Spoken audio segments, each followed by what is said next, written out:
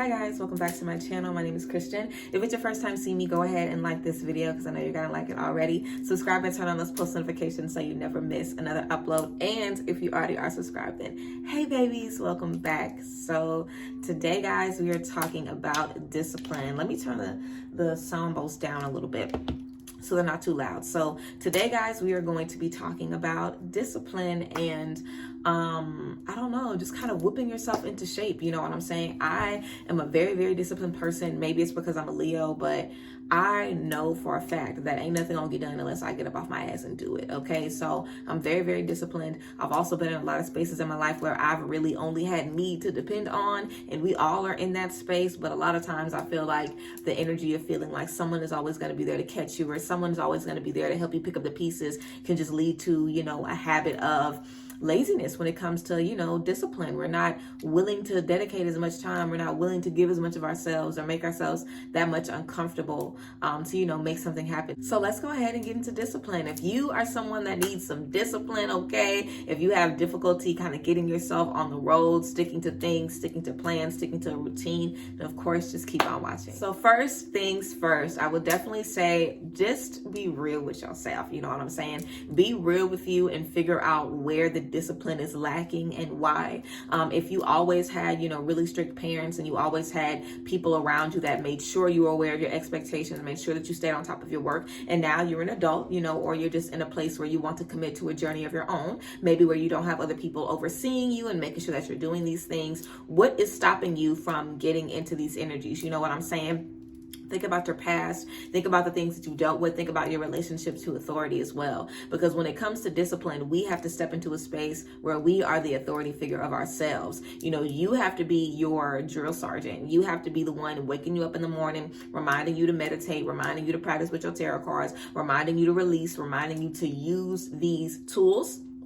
Because what happens is, whenever we learn these tools and we learn these new ways of thinking, these new ways of doing, it doesn't mean anything stops for us. You know, we still deal with stress. We still deal with heartbreak. We still deal with pain. We still deal with uncomfortable situations. But the difference is now we have different tools to use. So finding ways to remind yourself of those tools, finding ways to remind yourself like, wait, I'm feeling like this because I'm dealing with stress, but I have a new way of dealing with stress. Or I'm feeling like this because I'm overwhelmed. I have a new way of being overwhelmed. I have a new way of expressing my sadness, my grief, a way that honors me. I don't have to do the things in the past that kept me, you know, in bed, unproductive for weeks and months and really set me back and really allow myself to get in an unhealthy space. We have new things, and nobody is going to remind you to use those new methods, because this spiritual journey is you. It's you waking up every day with you and keeping yourself on track. So thinking about your relationship with authority will kind of help you be able to figure out, how can I be an appropriate authority figure to myself? Can you be someone that nurtures you? Can you be someone that honors you? A lot of times we are just too hard on ourselves. That's why we can't be disciplined, because we're afraid of being disciplined, because we know how hard we are on ourselves. It's a subconscious thing, okay? If you have goals for yourself, let's say you have a weight loss journey. You want to lose 100 pounds in 5 months. So that means 20 pounds each month, right? Right. So let's say, which is kind of a lot, but that's fine. We'll stick to that. The math works. Let's say that's your journey. Let's say for the first few months, you're only losing 15 pounds. You're only losing 10 pounds. Some days you don't even go to the gym. If in that space, you're hard on yourself, you're looking in the mirror and thinking nasty things about yourself, you're thinking negatively about yourself, you're really beating down on you, that's going to stop you from achieving that goal ever. Also from achieving other goals in the past, because subconsciously your mind is going to remember the treatment that you gave yourself when you tried to complete the last thing. And whenever we create a relationship with ourselves where it's like, it's okay if you don't want to meditate today, it's fine. It's okay if you don't want to journal today, it's okay. Get back into it when you're ready. Until we establish that relationship, we'll be beating down on ourselves when we forget to be spiritual, when we forget to tap into the energies. Something else to remember is that you are always on your journey, girl. You are always on your journey, person. You are always on your journey, human. You are always on your journey, spirit. You are always on your journey, okay? Regardless if you are journaling every day, meditating, doing your tarot cards, going to the park, connecting with your ancestors, doing this, even if you're doing chakra work all day, in and out, no matter what you are doing, if you have a really active spiritual routine, or if you don't, you are on your journey. You've been on your spiritual journey ever since you opened your eyes and you came to this world. You know, you've been on your spiritual journey. You've been healing. You've been learning from experiences. You've been not making the same mistakes over and over again. You've been realizing, hey, I need to set some boundaries. These are things that we've been doing our entire life, regardless of if we've been conscious of these things or not. So remember that as well. Don't feel like if you're not journaling, don't feel like if you're not doing your yoga, don't feel like if you're not, staying on your clean vegan diet, that you're falling by the wayside and that you're doing so bad and that you're missing out on so much and that you won't get any blessings, that good things won't happen to you because you're forgetting a few things. All this stuff that we tell y'all to do, the releasing rituals, the manifestation, the candle work, everything, all of these are just tools to help you do what you've already been doing. That's it. So when we start to think of it that way, it turns it from the harsh energy of getting disciplined, being on a strict regimen, until, okay, these are things I've already been doing. What are tools that can make these things easier for me? You know what I'm saying? Like, I've always been a person that's kept a journal. All through elementary school, middle school, high school, college, now, I've always kept a journal. And my mom encouraged me to write about my feelings and express myself in journals. And she always gifted me a journal, when I went to college or when I went to another area in my life, she gifted me a journal. Journaling has always been a part of my life. So when I got in this journey and I discovered releasing rituals where you write about things and you burn them, when I discovered, writing about things and leaving them underground, burying them so Pachamama, Mother Earth, can cleanse those energies for you. When I discovered all of these different things that I can use my journaling for, I was like, oh, okay, great. This is a tool that I want to use. If you don't like journaling, then that's not something to kind of make yourself do. This is about doing things that work for you, that go along with the things that you've already done in your life. You know what I'm saying? I've always been an active person. In elementary school, I was in cheer. I was always in pageants, doing different routines and pageants throughout, from 4 years old to 17. I was a dancer when I was in college. I danced for my college basketball team. I've always been active, and that's always been my thing. So for me, it comes naturally for me to do yoga. It comes naturally for me to take a walk in the park, to do a hike. That comes naturally to me because I'm already an active person. If that is not you, don't set that to be a goal for yourself. That's not something you have to use. I love candles. So candle work comes naturally to me. If that's not something that you like to do, it doesn't have to be. Your journey is customizable to you and what you've already been doing in your life. If you're someone that likes to speak out loud, you don't like to journal, you just like to talk out loud and express yourself that way. Okay, find ways to use that voice to speak affirmations over yourself. Find ways to use that voice to do mirror work. Take the things that you already like to do to help you heal, to help you feel better. If you like to eat, everybody like to eat. If you like to eat and when you feeling down, when you feeling bad, you fix you a good meal, there's ways to heal with your cooking. Like there's certain vegetables and certain colors, and you can put intention into your meals and speak intention when you're stirring, speak intention when you're seasoning. Like there's ways to use these things in every part of your life. And when you do that, when you love to cook and you start cooking in a way that is serving you spiritually as well, you're going to be excited to make that next meal. It's not going to be like, oh girl, I don't know when I'm gonna do this again. This was not fun. You don't want to get yourself in a space like that because you'll never do it. You know what I'm saying? Whenever I was growing up, I always remember hearing from parents, my parents and other parents, oh, you only do what you want to do. You only get up if it's something that you want to get up for. That thing still applies. Now that we are adults, now that we are taking control of ourselves in this journey, you can decide what you want to get up for. If you know you don't want to do that, then don't tell yourself to do it. Like if you know that this is not something that you're interested in doing, again, we're talking of all of the different tools that you can use to help, help yourself connect more with God, connect more with yourself, connect more on your healing journey. Like I was talking about, releasing rituals, meditation, yoga, journaling. You can connect with a team of people. You can read books. You can go on spiritual retreats. You can spend time in nature. You can spend time in the mountains. You could go on the beach. You could spend time in solitude by yourself. You can read the Bible. You can listen to sound bowls. You can get your own sound bowls. You can do Reiki. You can do tarot readings. You can do oracle spreads. You can do Akashic readings. You can do hypnosis. You can do, past life regressions. You can astral project, mirror work, affirmations, chakra work. Like there's a million different ways that you can tap in spiritually and physically and connect your practical 3D worlds to your 5D spiritual, body. There's so many different ways that you can make those connections. It's all up to what works for you. So figure out what works for you and stop being hard on yourself when you make yourself want to eat vegan when you know you don't want to eat that.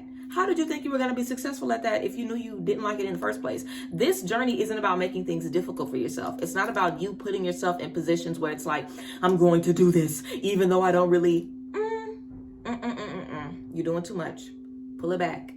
Do the things that you enjoy to do. Do the things that make you happy. Do the things that actually work for you. Because if you aren't interested in tarot cards, you can read those cards all day long, inside and out. If it's not for you, it's not for you. You know, a lot of times we're trying to do things that are not for us. And because we're not seeing results, or because it's not making us happy, we could be like, dang, this journey just ain't for me. It's like, nah, you've been on a journey. The journey is yours, regardless if you want it or not. It is yours. But you have to find things that make you feel good. So think about your life, you know, and find ways that you can incorporate the tools, the things that you've already been getting into, the things you've already been interested in. If you're really interested in astrology, look into that. Figure out what phase the moon is, what time the other planets are, you know, in their alignment. Work with the planets, work with the cosmos. That's very powerful energy. You can literally do anything. You can strictly work with crystals, strictly work with colors. You can work with a certain psychic ability. There's literally, y'all, we could talk all day about ways that you can connect. And I feel like I have a video about connecting with your ancestors and, you know, reaching and strengthening your connection with the divine. Like, there's so many different ways that we can connect with all energies around us. It's just about finding out what works for you and sticking with it. That's a big thing, sticking with those things. Because if you do, you will see happiness in your life. You will see healing in your life. You will see you get the things that you want. But we have to make sure that we're listening to ourselves and that we're doing things that make us feel good, that we're doing things that make us happy. Again, do things that you enjoy. Set a schedule that aligns with the things that you already like to do. You'll find that discipline is easy. You'll find that discipline is easy when you're doing what you want to do. I love YouTube. I've always wanted to be a YouTuber. I've always wanted to create a community and speak to people and help people. And there's certain things that I have to do in order to keep this up. And I know that. So I'm excited about doing those things that I have to do to keep this going so I can continue to be the Pageant Pixie that you guys love and appreciate and uplift, so I can continue to walk in that energy. And you'll see yourself do the same thing. Whenever you start doing things and they elevate you and they lead you to open new doors and new opportunities, you'll be like, dang, I want to keep journaling. I want to keep working with candles. I want to keep my crystals on me. I want to keep healing in this way and learning in this way and changing in this way. As long as you keep those energies up, you'll be able to see like, oh, wait, I am on a disciplined routine and I've been doing my disciplined work for 9 months now or a year now. Like, you really forget how long you've been incorporating these things into your routine because it's just effortless. You don't have to think twice about it. Your routine now just became your routine. Very rarely are we in a space in life where there are certain things that we pick up on along the way and we force ourselves into these things. And later on in life, we're still doing it. Like the stuff that your parents had you do, the stuff that your guardians had you do, if you were in sports growing up that you didn't like, if you had things like tasks that you had to do in the house and you didn't like it, you're not doing that as an adult. So as an authority figure over yourself, you cannot give yourself assignments that you don't want to complete because you will not complete them, okay? And then you'll be hard on yourself because as an authority figure over yourself, you still have to grade yourself. I still have to give myself an F or an A depending on my work. So guess what? I'm going to give myself easy assignments. I'm going to give myself assignments that I know I'm excited to accomplish, assignments that I know are going to help me shine, assignments where I know I'm going to be able to be the best and shine the brightest in this assignment. I'm going to put myself into assignments and positions where I know I'm going to score high, where I know I'm going to do well. And in that space, it doesn't mean that you're never going to learn anything else or that you're never going to try anything else. A lot of us, our eyes are bigger than our spirit. Our eyes are bigger than what our third eye can even comprehend. You know, we want so much and we want to do so much and connect with so much. I have so many people that are like, oh, I'm in the beginning of my journey. How do I astral project? Girl, that needs to be the last thing on your mind, okay? Child, you do not need to be worried about that. Like, we need to start at a very, very small level. The basic understandings of what we have to work on. That is the first part of your journey. I have a video about what to do in the beginning of your journey. Setting goals and figuring out, what do I want my journey to do for me? Setting goals, and when you figure out, I want to heal this, I want to heal this, I want to heal this, you can then add tools that will help you heal those things. Once you have that, you have a routine. And it's going to be easy to adhere to that routine because it's really going to work for you. It's really going to help you. It's really going to elevate you and give you the things that you need. I've had people that I'm doing mentorships with, and they've done a cord cutting and they've done a releasing ritual, and they're seeing how deeply it affects their energy. They're seeing how it frees them. So the next time something comes up, they're going to that releasing ritual because they know it works. When you do the things that you believe in, when you do the things that come naturally to you, you will know it works, and you'll develop a relationship with those tools where you'll want to go to them. It's like telling your subconscious mind, hey, this makes us feel better. So when we're feeling away, we're going to go to this because we know that that certain thing is going to give us what we need to keep us moving forward. So I definitely feel like discipline and being disciplined is